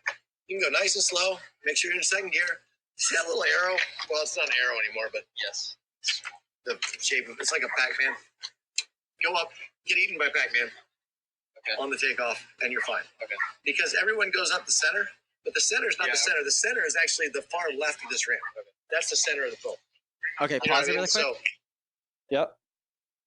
The audio is actually probably going to sound decent on that. I can hear it pretty well. So I just wanted to. He's teaching right now. He's explaining how to avoid going off the right side of the pit, because the kind of like where the driveway would lead you to the takeoff is the far right side. So what you actually have to do, he said you should go in the dirt here as to just create a better angle so that you could get to the left side of the pit. The left side of the takeoff, which is ultimately the middle of the pit. Correct. Advice like this is critically important to a beginner rider that doesn't know any better. Mm-hmm. But advice like that to me was just like, oh, yeah, obviously. Where then, yeah, so that's the hard part for Travis is him, if he cared about teaching, which he doesn't really care. But from a teacher's perspective, he would have to have one completely different way to teach it to somebody with a high skill level of riding, and then a completely different way to teach the backflip. I disagree. You are a very analytical brain when it comes to riding, so you pick everything apart, which is why you're so successful at your camps and your training and everything. But it's exactly the opposite of what you needed to hear with this. This is boiled down to basics, just do it kind of mentality, you know? Yeah, I thought there'd be more of a step-by-step process that I could follow to execute, which really there was not. He did. He told we'll release that video when it comes time. But here's the rest of this. Just okay, keep it. The foam stops where this ramp stops. Does it go all the way to where like the steps are? What's that? To the left? It goes further than that. To the left, yeah. Oh, shoot, okay. So you see the middle of the point on the top? Like that's your center. So even if you left the Pac-Man, you're still good. So you're gonna come out here, second gear, legs locked, stand up wheelie on the top, keep looking back. All right, demonstrate. You have to shut the bike off. Someone told me you gotta shut the bike off. All right, so never, I forgot to tell you the most important thing. It doesn't matter what you do, as long as you don't miss the foam pit and you don't let go of the bike, you can't get hurt. Like, that's your two things. That is the most critical piece of advice, and I didn't. He understated it a little bit. It's like if I were to teach somebody, that would be the first thing I would say, especially on a 110, and I think it even applies on a bigger bike, just going off the short ramp because you're not coming down from the moon. Mm-hmm. If you don't let go of the bike and you land in the foam pit, even if you land completely upside down, you cannot get hurt. Dude, even if you land really high up upside down, like you're not gonna get hurt. Like I know that sounds funny to hear, but it's the absolute most true. And if you watch any of the videos that we released from this, you'll see how it becomes very evident. You've seen it probably with other Nitro Circus people. You let that bike go, And in the 5-minute explanation before this, he says, like, the bike, if you try to do a backflip, the bike's going to do a flip with or without you. So if you let go, the bike's just going to flip above you and it's going to land on your head. Yep. Okay, so before we get to what happened the first time I did it, what you quickly, and this is why I wish I hadn't gone first, but what you'll realize is that when you do land upside down, it creates and the bike lands on top of you, you will not get hurt, first of all. But my next fear was, oh my God, that's got to be terrifying. You're going to be stuck under there, buried in the foam pit, and somebody's got to come get you. What ends up happening is it actually creates a pocket around you. Like, especially if you're connected to the bike, it creates a pocket in between you and the bike, and you can totally breathe fine, and it doesn't feel as claustrophobic as you would imagine. It's not scary at all. Right. I totally imagine being in there upside down with something on top of you would be scary, but it was not. Okay. So can I tell people what happened my first try? Well, let's listen to the rest of his thing. Okay. Let go of the bike, you can't get hurt. Like, that's your two things. Hit the pit, don't let go. Everyone, they take off on their first time, I almost guarantee that you are going to pull, your feet are going to come off, you're going to throw the bike. You're thinking about so much stuff that everything can possibly go wrong. If you just shut your brain off, you lock your legs, you do a stand-up wheel at the top, you keep looking, no matter, everyone, before the rear tire takes off, they're like, it wasn't going. No shit, it's a dirt bike. It's got to take off before it flips. So no problem. Just go off the ramp, lock your legs, do a stand-up wheelie, trust it. In second gear, you can't go too fast. Like second gear, as fast as it'll go, won't go to the end. So you don't have to worry about that. But second gear, mid-throttle, wide open on the bottom, legs locked. Don't miss the foam pit. Don't let go. That's the only thing and keep looking. 3 things. Don't miss the foam pit. Don't let go. Keep looking. Back. Okay. So, first gear, second gear. Come on around here. This video looks so hilarious. Can't wait to post it.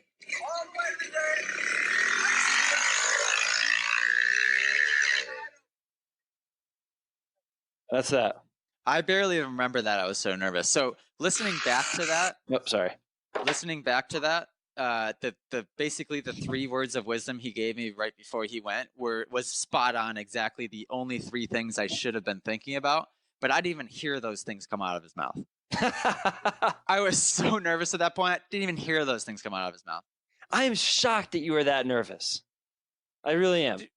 Dude, if I could have even been the second guy to go, I wouldn't have been that nervous. But Travis demonstrated once, which you just heard. He did it once on the pit bike, obviously made it look easy.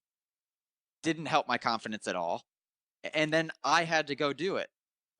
And it's like that thing comes out of the foam pit with the crane in 30 seconds. He hands it back to me. He's like, okay. And I'm just like, wow, this is really happening. I wonder if there's any audio of you doing it, because here's your video. Hold on. Did everybody laugh at me? I think I caught some shit. Who did I bet? Who did I bet? So Travis bet that I would let go because he knew I was overthinking it. He bet money that I would take off and throw the bike.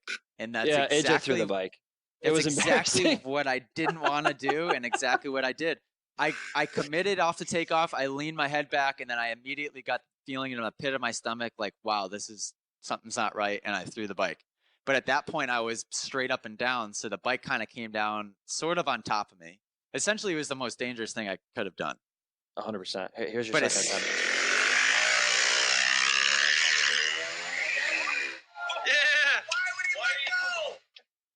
So perfect.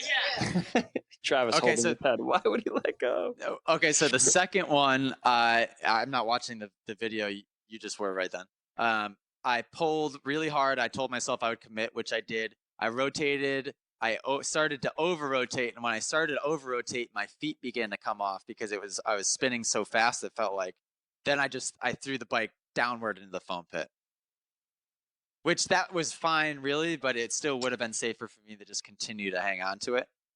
Are you watching the same video that I am? Because you lost that bike right when you came over. You ditched that thing before you. No. Wait, was that the first attempt or the second attempt? Second. So Wait, I didn't do a backflip on the second attempt? Oh, you did. You got 3/4 of the way around, and your nose is starting to come around, and you were already off the bike. Oh, really? Yeah. Oh. Okay, so I did the backflip part of it, which was the pit of my stomach part, and then there was something about like Here's your actual one. here, watch it with no audio, dang it. Sorry. The bottom line is there's two things that can happen if you let go of the bike. One, it lands on you, or two, you land on it when you ditch Right. it. And those are obviously the two. They're both not foam pits, so it's gonna hurt. Right, which I got lucky. Both that the second one was so minimal because I was basically I wasn't far from the foam. Yeah, but it's still I could have landed on a handlebar. Yeah, it could still been bad.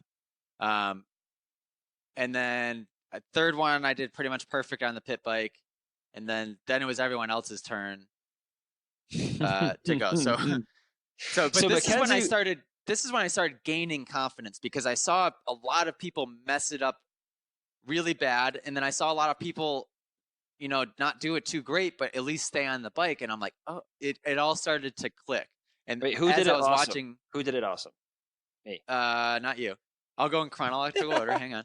And I was starting to slowly gain confidence at this point because I'm like, although even after the third flip I did on the 110, I was like, once I got rid of that feeling in the pit of my stomach, I understood what I had to do and I was fine. Because at that point, now like it becomes, and especially when I got on the big bike, it becomes more of a bike skill thing because now I can control the bike in the air. And like if there was a landing involved, it's just the unnaturalness of going upside down and understanding that if you did land upside down in the pit, just hold on to that dang bike. It's just against everything you would ever think. So second person in line on the 110 is Mackenzie, right? Right. Mackenzie was the workhorse of the day. He was running back and forth for Travis. Which he always house, is. He's awesome. Yeah, he really is such a nice guy. And he was the cable guy for the pit. So he would jump in the foam pit, hook up the bike, make sure everybody was okay. There was actually, while we were there was a paralyzed guy who had a custom bike that he was learning to flip, basically with no movement of his legs. So in between our backflip attempts, he was going, and Mackenzie was like spot on with that. And so Travis was like, "No, you earned this." Yeah. Yep. Which, by the way, thank you to Mackenzie and whoever else, because multiple people jumped in after me the first time I went in, because that was one of my fears, was landing in there and being buried in the foam. And as soon as I hit the foam, I felt 2 or 3 bodies jump in, and immediately there was a hand reaching for me, which made me feel good. But I quickly realized that after that first attempt, that wasn't even an issue. Everything I was worried about, I shouldn't have been worried about. Right. So Mackenzie's next. Mackenzie is, if I'm guessing, 220 pounds. I don't know what he got. He's a solid kid. Jacked. He's 6'3", like jacked, big, heavy. And I don't know. He has dirt bike experience, but he doesn't have a ton of dirt bike experience. I've never seen him ride, I don't think. So he's next. I'm instantly nervous. He doesn't look nervous. In fact, nobody but me seemed nervous. I don't know if people were no one seemed nervous but me. So Mackenzie comes around. Travis gives him a little spiel, which wasn't much of one. Basically, at this point, it was just people were just ripping him one after the other. He takes the pit bike, gets in second gear, starts heading towards the foam pit, and I'm like thinking to myself, he is not going nearly fast enough right now. He is going like what seemed like to me quarter throttle on the pit bike. And I'm like, he better get going. He better get going. And he kind of did last second in the takeoff, enough to commit to the first part of it. He gets upside down. He throws the bike just like I did, except a little bit later in his rotation. And the pit bike, a little bit earlier. He like really? went. He like threw it. He went under it basically. Like the bike got. I honestly, I could watch that clip 10 times and I have no idea what he did. Yeah, so technically that'd be probably later in the rotation. I guess more so. Upside down. Yeah. And he lets go of the bike, throws the bike, and it comes right back down the takeoff, which Travis posted on his Instagram. If you guys haven't seen it, go check it out. It is hilarious. He's never seen that. Massive. Duffy's fiance, Laura, is inside watching, crying. They're laughing so hard. Nobody's ever seen this happen. Hubert's pissed off now, apparently, because that pit bike, which we realized at this point was a brand new pit bike. None of us thought so because it looked like the thing had been through hell and back. But this is a brand new pit bike, and Hubert's now mad because he's got to get it ready for a pit bike race that they're having. So we get him out of the foam pit. Mackenzie hops back on the bike. Travis just yells at him to go faster. Mackenzie comes back around, goes the same exact speed, commits a little bit more to the backflip, but not really. And the thing comes back down, doesn't come down the takeoff, but cases the forks just case the takeoff ramp, and the thing flops into the foam pit. And Travis posted that video too. This one, for some reason, was even funnier. And then he gets out. I didn't want him to do it again, but he hops on the bike, and we finally convinced him. It was a whole big thing. They had to swap pit bikes. Travis was like, "Oh yeah, okay, that's right. That's that with that bike." We thought none of us were going to get a shot at it. Oh yeah, at this like, point, literally, Travis shut it down on that pit bike and handed him an even junkier one. Yeah, because literally no one ever in the history of backflipping into the ramp has ever managed to get the pit bike behind them back down the takeoff ramp. It was a first. It was a Pastranaland first. World first. So give him a first two attempts. A more clapped out bike called Old Smoky. Is that what they were calling it? Which is kind of like spit and sputtering, it sounds like. So Mackenzie hops on this. I'm even less confident now after seeing his first two attempts, knowing that he has to go faster and hearing the way this bike is sounding. Oh, that protein shake's coming up. And he comes around, gets a bigger run this time, and starts coming in hot. I'm like, okay, this is it. Just stick with it. And he pulls it around. And actually, his third one was pretty much spot on, right? It was. Mm-hmm. Yeah, his third one was mint. So, and just go what fast. I loved about this most is that I love getting excited for other people, and like everyone was just like the energy level was high. Everyone was so pumped for everyone. So we all erupt. Everyone's pumped. Pit bike comes out. Who's next on the list? You? Luke. Okay, so Luke, super confident, but so wasn't everybody for some reason. Luke gets on the bike, wastes no time at all, spins around, absolutely right. Was he perfect the first time, or did he under-rotate just a tad? A little under-rotated the first one. But pretty much, I mean, he committed fully, just barely under-rotated, especially if he was landing on dirt. It wouldn't have been that bad of an under-rotation at all. Mm-hmm. But full commitment. Did he go second time? He went second time and got it around. Second time, got it around perfect. No concerns at all. I'm now building more and more confidence in my head watching. Everyone's pumped. Next person in line, was it you now? It was me next, yeah. Okay, and remind me, what happened your first jump? Because I can't remember. It was the second jump. The first jump, I aired it out and pretty much landed perfectly. On your first one you did? Yeah. Right when I hit the foam pit. Want me to pull up the video?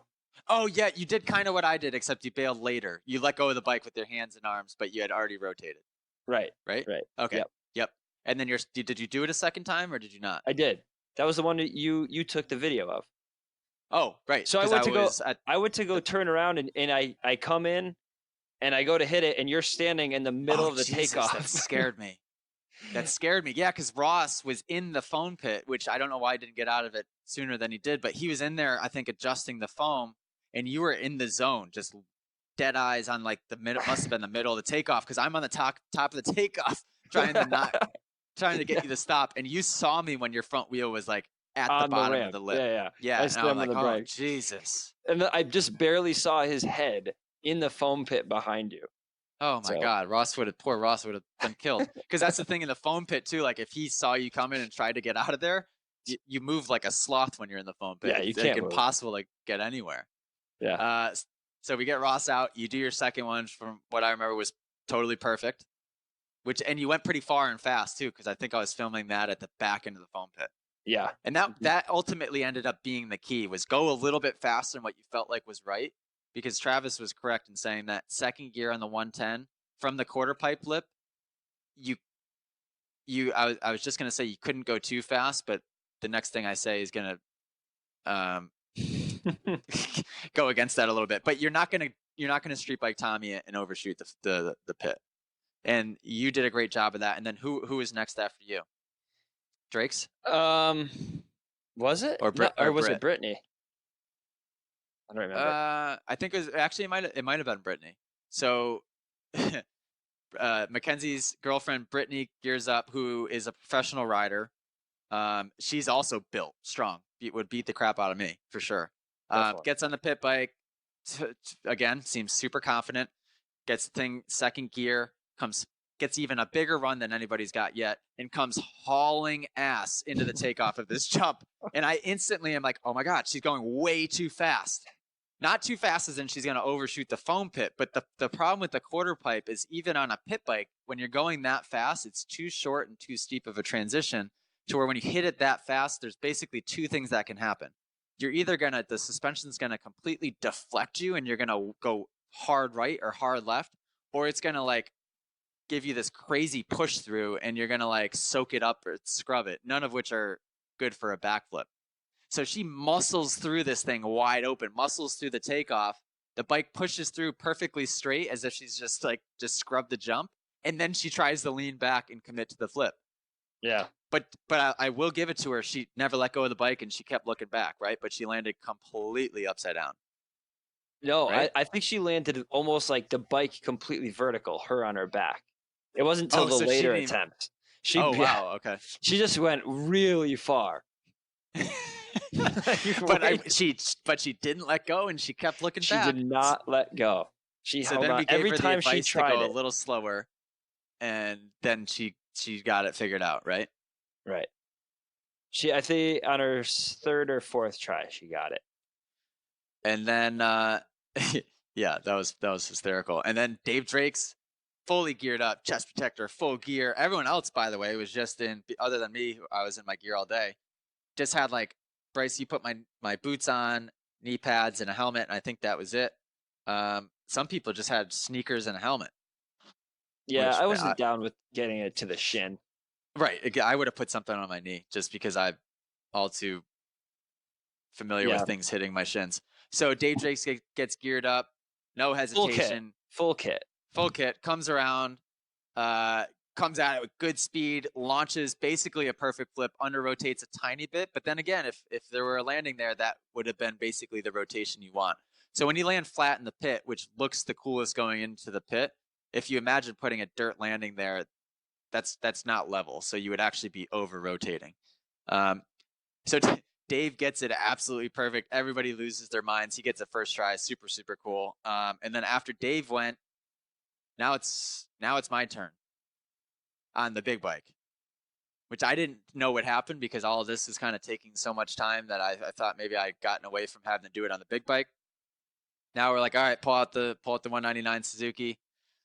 I asked if Travis could quickly do it just because we were unsure of what gear to do it on the 125. Travis throws on his little half. I don't even know what that helmet. was. It's the one he jumps out of the planes with, isn't it? Oh, it's like a skydiving helmet or something. Yeah, it's cool. Whatever it is, puts that on, does it in first gear. Now I'm real nervous. He wanted to do it on the bigger lip. I wanted to stick to the quarter pipe lip just because mentally that's what I was already kind of honed in on. My only fear now with the 125, not only is it a bigger bike, which I was pretty much okay with, but I was really concerned with just the gear selection. That first gear, it winds out so fast that the speed I would have to come up to the quarter pipe in, I would be on the top end of the first gear, and it just becomes really snappy and hard to control. So looking back on it, I think I would have liked to have done it in second. But if I could have my choice of bike, I would have preferred to have been on my 450 because I could put it in first, and first gear pulls hard enough and smooth enough to where I could completely control it. Mm-hmm. So I hop on full gear on my 125, come around and get it perfect. Really, what I did, the adjustments I started to make is the first couple flips that I got upside down and pulled around on the KLX, I was pulling wicked hard. And what I realized is that you didn't have to pull that hard, in my opinion, to get a flip around. Like you actually, it's more so the commitment. I guess it's a hard pull, but it's not as hard as I had envisioned in my head. So when I got on the 125, I pulled the least hard I had on any of the KLX jumps, like 50% pull. So when I got in the air, it was a very slow rotation, but I went fast enough and I got enough air to where I actually, again, if there was a landing there, I got it around perfect. So Travis was all pumped and excited and confused as to why I got it around so easy on that bike, and my commitment was so good, but on the 110 I was struggling. So that was awesome. And then Luke gets back on, and I told him I'd buy him dinner if he does a variation, and he does like the most perfect one-handed backflip you could have ever done. And I'm like, what the heck? And then Zach Romano, who was filming the vlog footage for me, hops on and does a perfect one as well. So the guys that did them the best, so right off the bat, being you, Luke, and Zach Romano. Although Dave's is pretty darn good for a first attempt too. But I would give the top 3 to probably you 3. Are all guys that have done backflips before on something other than just their feet. So Luke's done backflips on bicycle. Zach Romano has done them on stand-up jet ski, and you've done them on skis. Anything else, or just skis? Ski, snowboard. Okay. Just the feeling of coming up a takeoff ramp and going backwards with something attached underneath you, I think was the key to like getting over that initial fear. I had weird fears of like doing what Mackenzie did, which I guess ultimately proved to be possible, which Travis told me it wasn't. But I had fears of like hitting my head on the takeoff and landing where I was taking off and all these strange things. Which if you just commit to the foam pit with speed, and none of that ended up being an issue. Yeah, because it wasn't a quarter pipe. It was a very steep ramp with a big radius, but it was not up and down. It was no. Close. I want to know what the degree was. No. I mean, it was steep, but it was definitely not a quarter pipe. Yeah. So that was an absolute blast. That's how we ended the day. Absolute blast. Like I would love to go back and session it some more. I would definitely want some more practice before I took it to dirt or mulch. The reason why we didn't with me on the 125 is because Travis doesn't have anything there to do it to that's small. All he has is the 75-foot freestyle ramp. And well, that's really it. It would either be that or the finish line setup we had at the straight rhythm, which I would definitely not do it on that. Oh my God, no. Oh my God. So like back in the day for some of the Nitro Circus movies, like adjacent to the foam pit, I think they had a small ramp set up into like a big mulch pile. Yeah. Which that would be ideal to learn it into. They just didn't have that set up. So I would do that. I definitely would.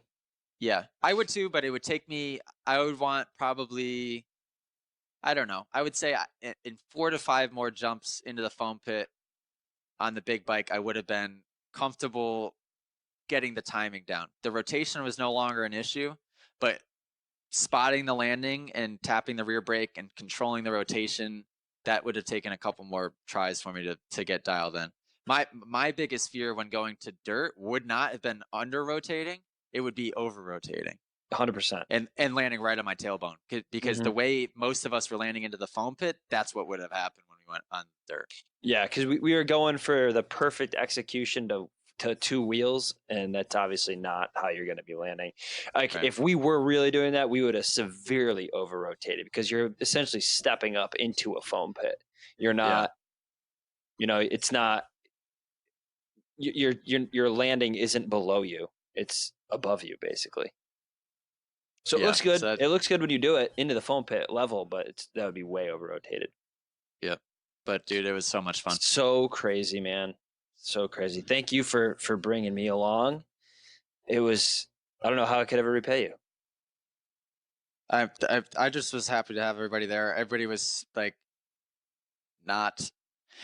everybody did what I wanted them to do, which was not, other than Mackenzie having the bike land where it did, which ended up being funny. But if the bike broke, I would have felt really bad. Everybody was being super respectful at the end of the day. Like I was throwing all the trash in the big dumpster. Everyone throughout the day was just, cleaning up after themselves and not leaving a trace, sticking together in a group and not being stragglers, like walking on the track or doing anything. For the most part, everyone did a good job of staying to the cameraman's back so that he wasn't yelling at people to get out of the way throughout the day. It was good.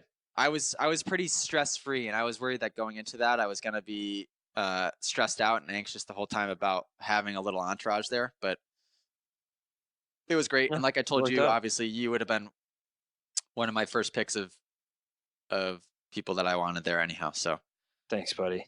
It was fun, man. It was excellent time.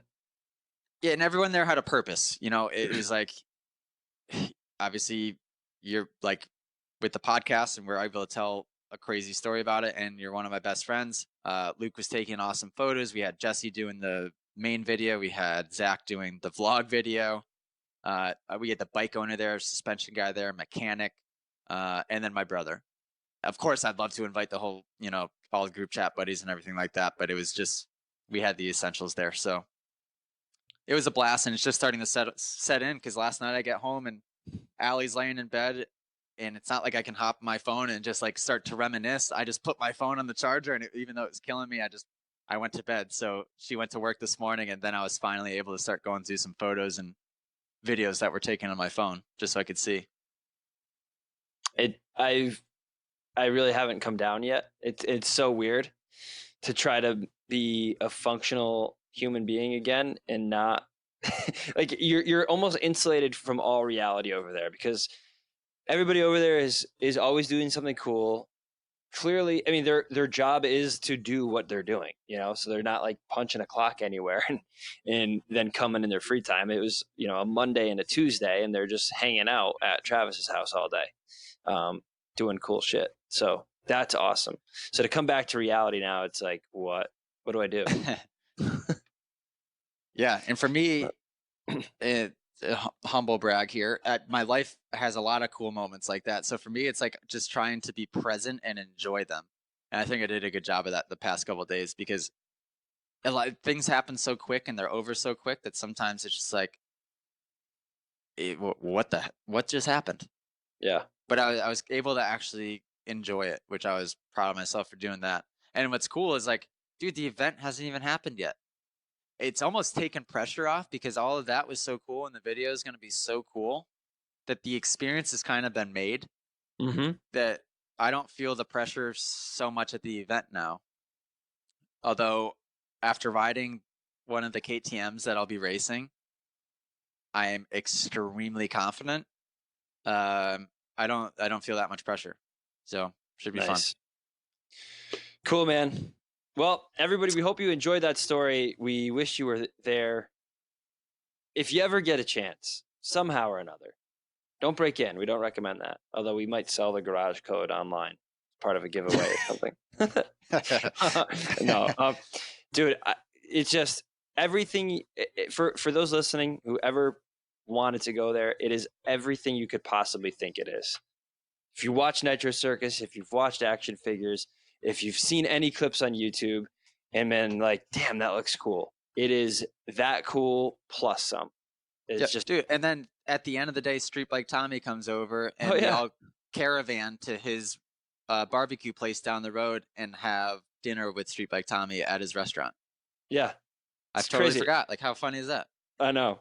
That in and of itself would be a cool story, but it just is it was so normalized that it's like, oh yeah, that's what we did. It's an afterthought now. and he's super nice, and his food is super delicious. So if you're ever in the area, Looney Bin Barbecue, phenomenal. Yep. He's got memorabilia all over the wall, bikes, car bumpers, Ken Block's bumper, Eric Roner skis, all kinds of cool stuff from the history. The Gixxer 1000 Street Bike Tommy exhaust pipe is hanging on the wall. Bunch of cool stuff. So, and one thing that we said we were going to come back to, Travis said, and we have the clip, we're going to release it. It's an important one. The bike that AJ replicated is so spot on to the championship bike. It's unbelievable. And what an honor it was for that bike to be brought out, because they were saying that bike, from Travis's mouth himself, he said that bike bought this house, and he thought no better way to memorialize it than stick it in the house. And it hadn't left the house. It's not even in the garage with his other bikes. And he has a bunch of other bikes hanging up there. It's his original RM80s, all kinds of little bikes, the 250s, the RMzilla, like a bunch of stuff.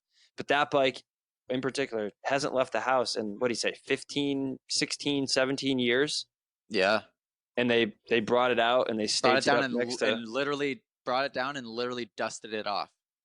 Yep. And it's so we could see a side-by-side comparison. But that was Guy Cooper's, and it's kind of become tradition, is I think he said Guy Cooper told him that bike bought the house, so that bike goes in the house. Yeah. Pretty cool. Unbelievable. Yep. So what an experience. Travis, thank you so much for having us. All of your crew, your hospitality was incredible. Hubert for taking the time out of your day to shape that track up nice for AJ and Travis to rip on. Everybody involved, the Nitro crew and the Pastranaland compound. Thank you so much. You guys were incredible. Super nice, exceeded every expectation I ever had and gave us an experience we'll never forget. So thank you guys. Yeah, I agree. And I sent Travis a personal thank you today, and he responded by saying, I'm honored to have you running the number 199. So that's cool. pretty awesome. All right, buddy. Till next time. Well, I'm going to go pedal my bicycle. All right, pal. Okay, toodaloo. Adios.